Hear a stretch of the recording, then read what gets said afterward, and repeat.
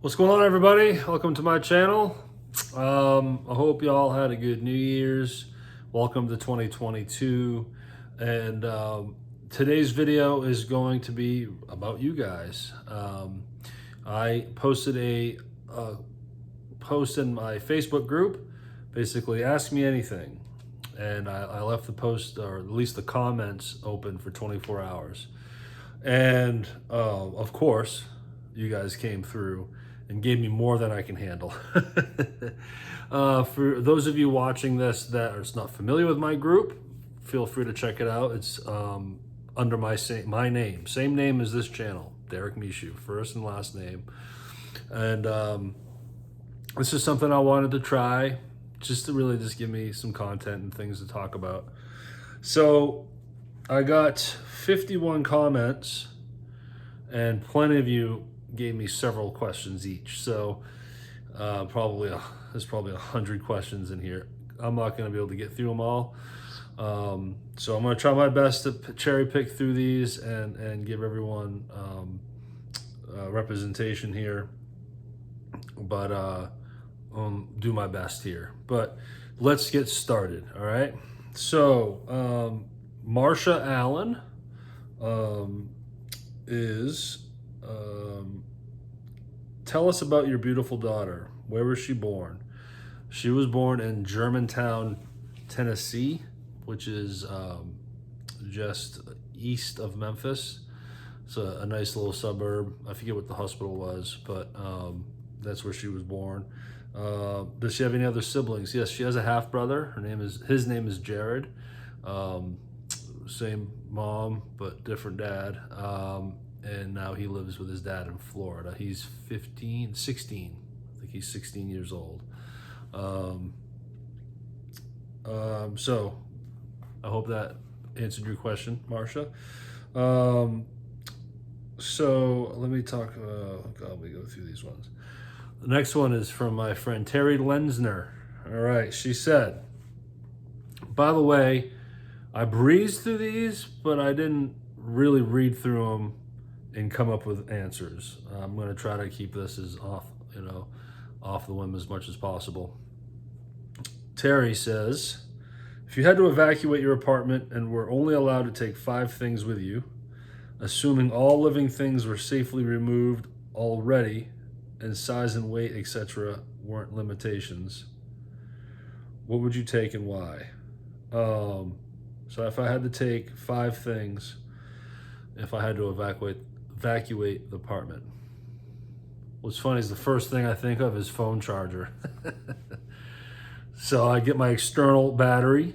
I make sure I'd get my backpack and put my charger in there, an external battery charger. I would grab my computer, my laptop, my iPad, everything I need to do for work, so that way I can go find some Wi-Fi at Starbucks while I'm evacuated. Hopefully I'm not evacuating because of fire or something, or things are going crazy, but I would need to quickly realize I still need to work. Now, again, if my apartment's burning down, this is a different story, but if we had to evacuate because of no power or whatever, and I had to go to a hotel room, these are the things I would take. So laptop, phone chargers, toiletries. You gotta, we'll bundle this all in one. You gotta grab the toothpaste and deodorant and some soap. Those are essentials. We'll put that all under one.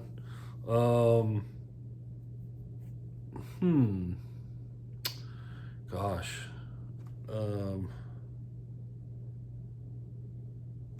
I guess some food. I would take all the chips we have. Hopefully a box of Cheez-Its, right, Terry?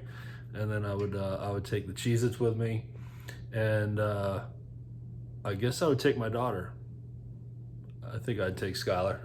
I'd have her evacuate with me. So off the whim, that's a hard question to answer, like in general. It's like what 5 things can you not live without? Well, I mean, I really like ice cream, but I can live without it, I guess. So let's go here to, I apologize if I get the name wrong. It's Pia Borgren? I'm wondering about your college friend who joined in on some of your early videos. He and his wife were expecting a child. I hope they are all doing well. Y'all are getting to see me read. Uh, so Pia, hope I'm saying your name right.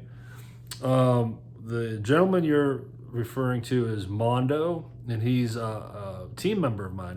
He works for me in my business. He's an amazing graphic designer, audio editor, video editor, all around smart guy. And yes, he and his wife just had a baby girl several months ago now. It's been a handful of months. It was last summer, I think, somewhere in there. And yes, he did a couple videos early on with me, but he got so busy with his personal life. 2 kids, a newborn, 5-year-old, work-at-home dad. So it's just his plate filled up. So hopefully someday I can get him back on this channel.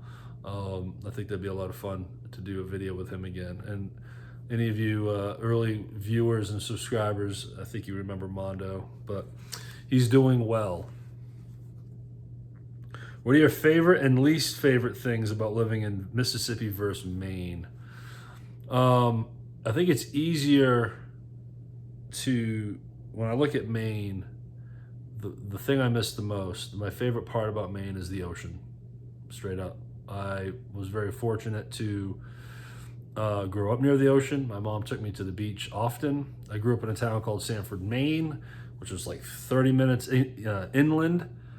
So 30-minute drive to the beach. We'd go to Wells Beach, Old Orchard Beach, and my grandfather was a lobsterman and docked and fished out of Kennebunkport, Maine. So I grew up on and near the ocean in a big way. So that's my least favorite thing about Mississippi is landlocked. There's no ocean. Well, no, Mississippi is not landlocked. Tennessee is. Mississippi has the Gulf coastline and Gulfport and Biloxi. There's definitely ocean south of me, but it's 8 hours south of me. So I'm at the very top of Mississippi, and obviously the coastline is at the very bottom.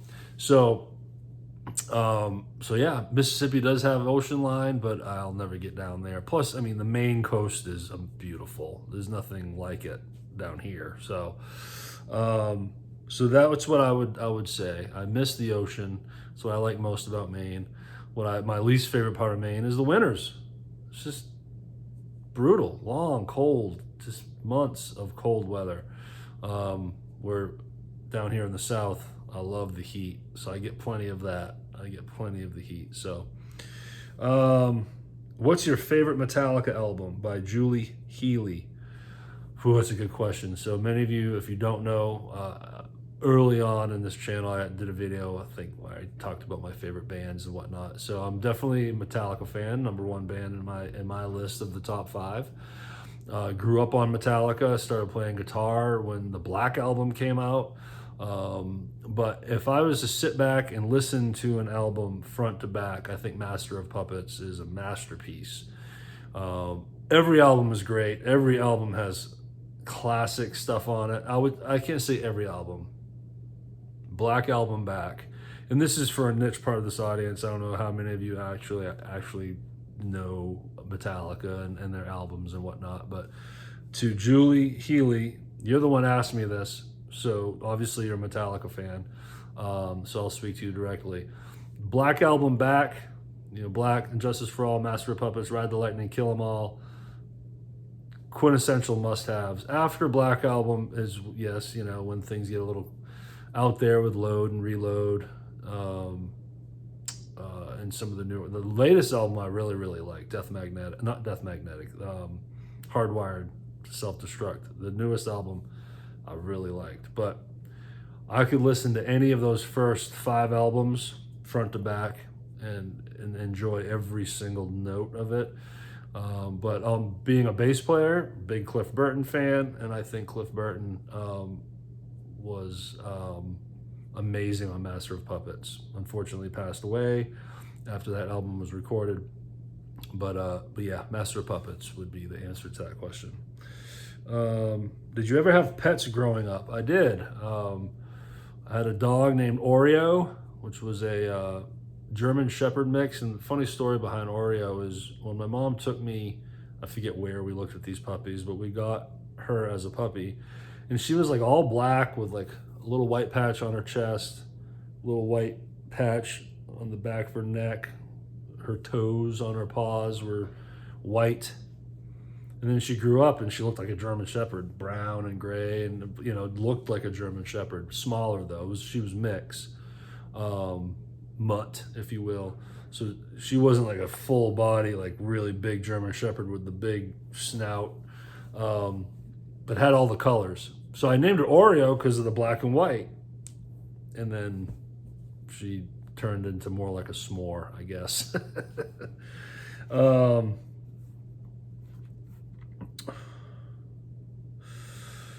Would you recommend anyone to start a YouTube channel? Well, I mean, it's not for everybody. It wasn't for me for the longest time. A few videos ago, I explained how my channel came to be. I think it was my last video. And I discussed how, my mom's channel's been alive for a long time. She's asked me if I've ever wanted to do one. I had no interest in getting in front of a camera, only until recently. Like last year was the year that I started this channel. For a number of reasons, I got more comfortable to be in front of a camera, and now I enjoy having this channel, and it's given me an outlet and a way to build confidence in myself because I'm putting myself out there. But it's not for everyone. But I would say if you want to start a channel, start one. Start recording, just throwing stuff out there, and try to get more comfortable with being in front of the camera.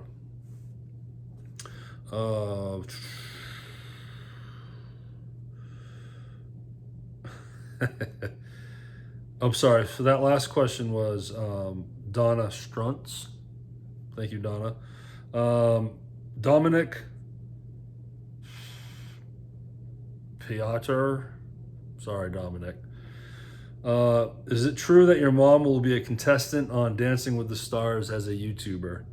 There are some rumors about that. Smiley face. Really? I don't know where you're hearing those rumors from. I certainly haven't heard that.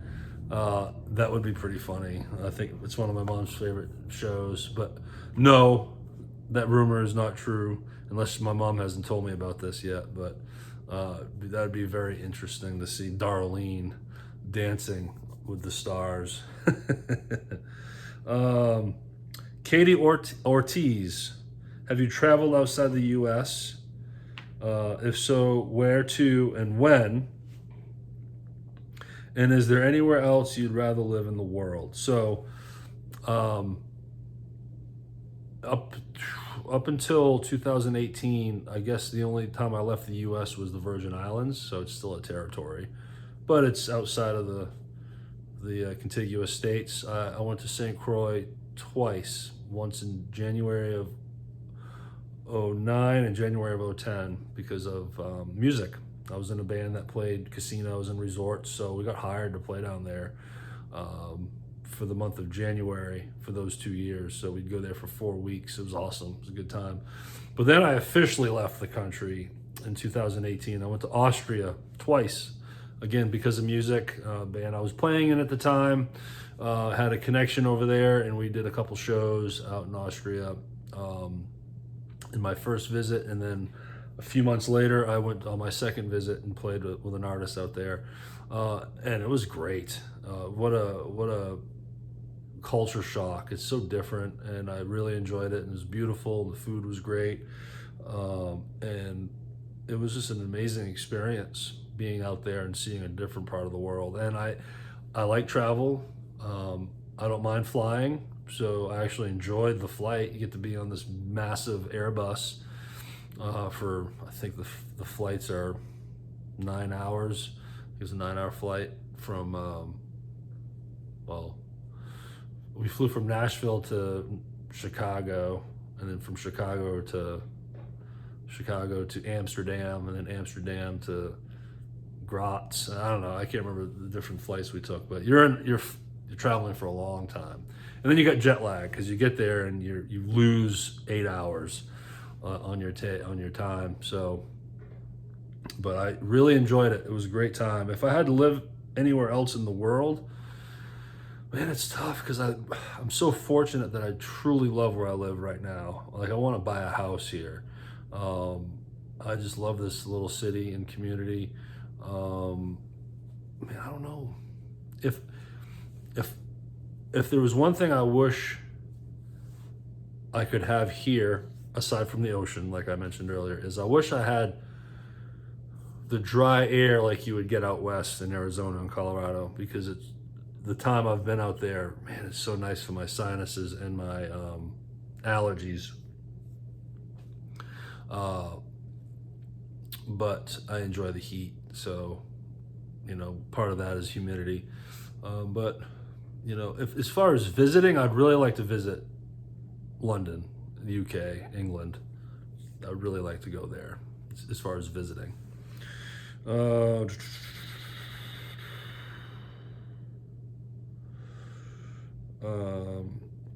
Tony Kobarebius. So sorry. This is a good question. Did you ever receive professional help for your drinking, as well as being a child of an alcoholic? So this is definitely more personal here, and as you all know, that's what this channel is about. Me put myself out there a lot in terms of depression, anxiety, alcoholism, as a way to try to help people and relate to them, because we're all human. We all struggle with these things. So I did a video on my history on alcohol. I titled it "When I Knew When I Was an Alcoholic," and it was a story about when looking back, the first time I ever drank when I was 14 years old. Looking back on it, I realized, oh wow, I was totally addicted as soon as I started drinking it, because I remember running out of my 3 beers that I had. You can go back and watch this video again. It's titled "Alcoholism When I Knew," or "Alcoholic," or whatever. I'm not very good at promoting past videos, but the story is, I was at a party, 14 years old, had a few beers first time, got a great buzz, really enjoyed it. When I ran out of the beer, that anxiety that I felt, I can still feel to this day. I can feel how I felt then, and it was that anxiety of when you run out, especially anyone that's got history with using hard drugs.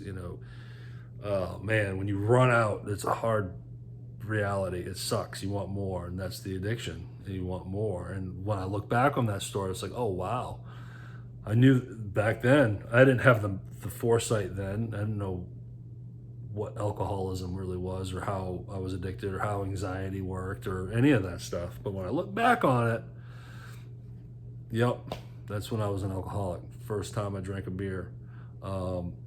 Years later, to get to the professional help, yes, to answer your question, I went to rehab in 2014. I want to do a video on this at some point to give you more details. But May 19th, 2014, I went to a rehab facility center here in Olive Branch, Mississippi, called Parkwood. And the story behind that will be for the main video, but it's changed my life. Luckily at the time I had a decent job that had great health insurance, so I was able to get short-term disability, and I was in the program for 11 weeks. It was a combination of inpatient and outpatient. The first 2 weeks I was inpatient, did some outpatient work, had to go back in for a week, so some complications with my medications and other things, and then I came back out and did a few more weeks of outpatient, and then finished up. So I haven't drank since. So May 19th of this year will be 8 years. So it totally changed my life. And as being a child of an alcoholic, that wasn't easy. My mom and I, as many of you know, my mom, she's talked about these things. She's starting to talk about this stuff more. If you want to check out her other channel, I forget the name of it, Mom, sorry. But she's starting to start talking about these things more. But what's great about that situation is my mom's aware of it. She knows that she wasn't very present for me because of the alcohol, whether she be going out with her friends or just be drinking at the house or whatever it may be. My mom was a very young mother, so she, you know, she in her 20s had a first grader, right? So she wanted to enjoy her 20s, and I understand that.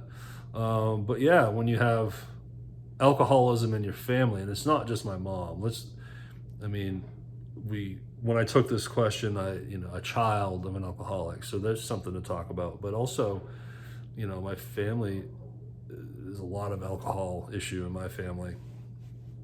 So, being around it, I think that probably helped me want to do it. It's in my bloodline, it's in my DNA, hence being an alcoholic and never really ever should drink again, and never will. But there's a lot of emotional stuff, of course. Anyone watching this understands that you have an alcoholic in your family, whether it was one of your parents or grandparents or a spouse that you had, or maybe you have a kid that's an alcoholic, whatever.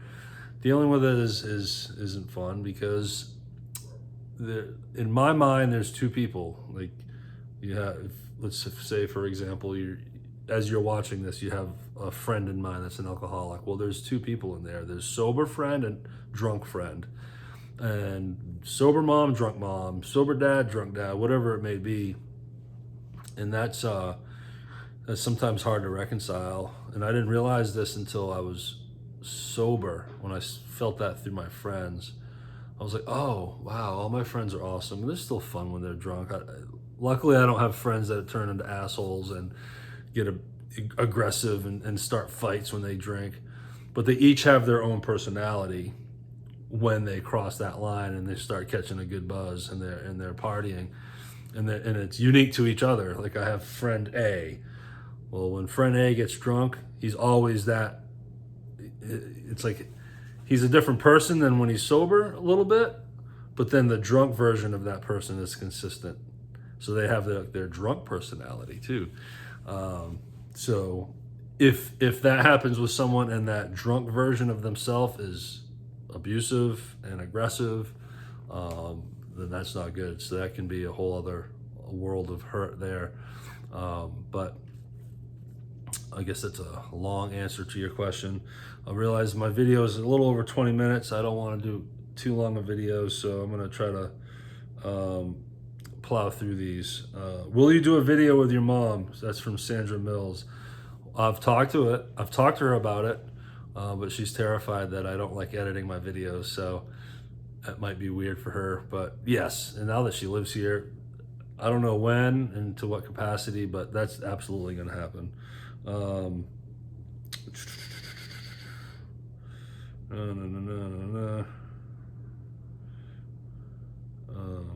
What has been your happiest moment in life so far? By Burr McNerney.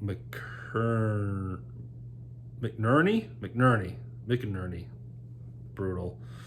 Happiest moment in life so far. It's a loaded question. I don't know. I would say that in my season of life right now, between starting my business and just growing through sobriety and my scholar getting older and just be, I have more confidence in my life than I ever have. I still have to work on it.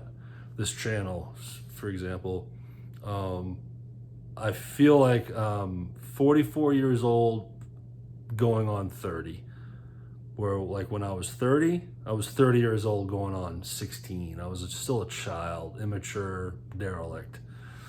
But I feel like I'm starting to finally come into my own as I've, had my rebirth 8 years ago or so when I quit drinking. Let's see here. Try to get another one in here. Maybe a couple more. Can you juggle? Madeline English.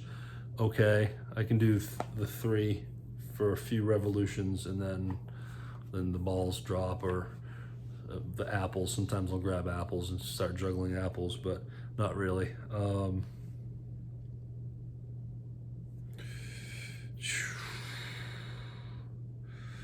Oh gosh, I feel like I'm fading here.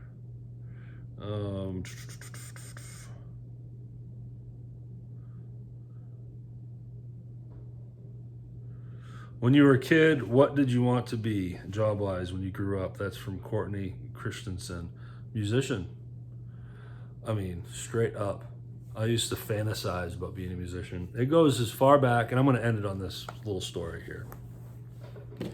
It goes as far back as when I was like 12 years old. My mom got me a Walkman. My first cassette was Robert Palmer. The name of the album was Riptide, and it's the one that had the big hits he had. Simply Irresistible. No. I forget the big hits he had. God, when I'm put on the spot, sometimes I can't remember anything. But anyways, around this time is when I was getting into Motley Crue, Def Leppard, Europe. Y'all remember Europe? Final Countdown. Just the hair band, hard rock stuff. And I would go on these camping trips with my grandfather and my aunt and uncle and cousins and everything. And I was that kid that was headphones on with my little Walkman and just getting lost in the music, staring out the window, not socializing with anybody. And I always daydreamed when I was listening to the music. I'd pretend I was the singer. I would pretend I was the drummer. I would pretend that I was the lead guitar player. Like when the solo would kick in, all of a sudden I'm the lead player. When the singer's singing, all of a sudden I'm the singer. Killer drum part, I'm the drummer. And I would envision all these things. Never once did I ever pretend to be the bass player. I don't even think I knew what the bass player was. So it's funny that I became a bass player. But so I always fantasized about being a musician and being, I didn't fantasize being a rock star because at the time I didn't know what a rock star meant. I wasn't fantasizing about meeting women and getting drunk and doing drugs like a rock star. I fantasized being on stage and in the lights and playing these instruments. So then eventually I became a musician and then became a bass player when I was 16. And then when I was 20 years old is when I made the decision that I wanted to be a professional musician. And from that point forward, that's it. That's all I focused on. And worked endless side gigs and side jobs and hustles, all with the purpose of supplementing my income, making music the number one priority, literally until 2020. Because COVID shut everything down and my business was starting to boom and build up. That's when I made the shift to when I kind of retired. I haven't played in a year. I haven't even touched my guitar in a year. Never mind play a show. That's another story for another day. But that's how long I chased that carrot. For 20 years, music was my number one priority and everything else is kind of balanced around it. And it's a long 20 years. But that's all I ever wanted to be. I never was like, I want to be a doctor or I want to be an astronaut, none of these crazy things. It's all I wanted to do. So I did it. And, it's not the best career path. There's a lot of issues with being a musician. You're broke. You have moments of feast or famine. That's the best way to put it. You have a situation where you're making some good money, you're busy, you're traveling, you're having fun, everything seems like it's in place, everything's clicking, and then boom, band breaks up and you have nothing, you're unemployed, you have nothing set up. So then you look for the next gig and you look for the next gig and you're constantly hustling and looking for another band to play in, trying to book as many gigs as you can during the month, and it's exhausting. But I have no regrets. I've done a lot because of music as well. That's why I went to Austria, right? So anyways, I apologize to the other 40 people that I didn't get to questions for. There's just too many to cover, but maybe I'll do another video covering some others. But this is just something I wanted to have fun with and try. I hope everyone's having a good New Year, and looking forward to putting out some more content for you. Again, Facebook group, check it out. Derek Mishu is my group name. You can find me on Patreon. Links in the description. And hope you all have a great day. Talk to you soon. Bye.